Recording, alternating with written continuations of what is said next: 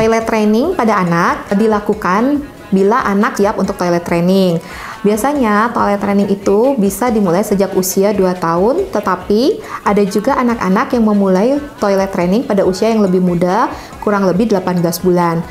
Tanda anak sudah siap untuk toilet training, kita harus melihat apakah anak sudah bisa mengikuti perintah, anak sudah bisa berjalan, anak sudah bisa duduk dengan nyaman, kemudian anak sudah mengerti untuk tanda mau pipis atau pup, kemudian anak sudah bisa untuk minimal dia bisa membuka celana sendiri, sehingga mungkin pada anak-anak tersebut bisa kita mulai untuk mengajari dilakukan toilet training.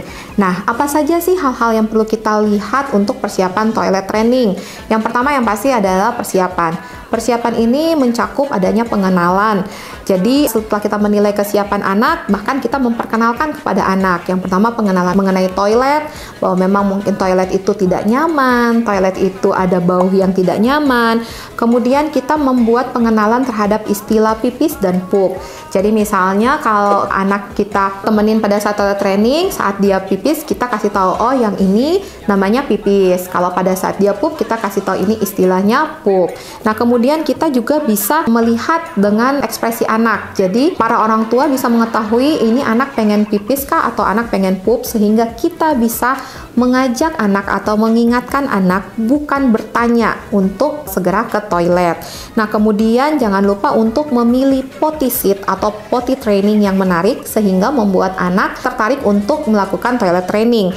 Dan yang berikutnya adalah segera singkirkan semua popok dan jangan untuk memakaikan kembali popok bila ada kondisi-kondisi tertentu. Yang berikutnya adalah waktu. Pengenalan toilet training tadi adalah 18 bulan, rata-rata sekitar 2 tahun sampai ke 3 tahun. Kemudian kapan kita harus ke kamar mandi? Ke kamar mandi pada saat hanya ingin buang air saja, baik itu mau pipis maupun mau pup. Jangan menjadikan duduk di toilet itu sebagai hukuman. Kemudian biasakan anak 45 menit sampai 1 jam setelah makan atau setelah minum untuk ke toilet. Yang berikutnya kalau pada malam hari kita bisa membiasakan anak untuk ke toilet dahulu sebelum tidur, dan pada pagi hari kita membiasakan anak setelah bangun untuk ke toilet dulu untuk pipis atau mungkin pup.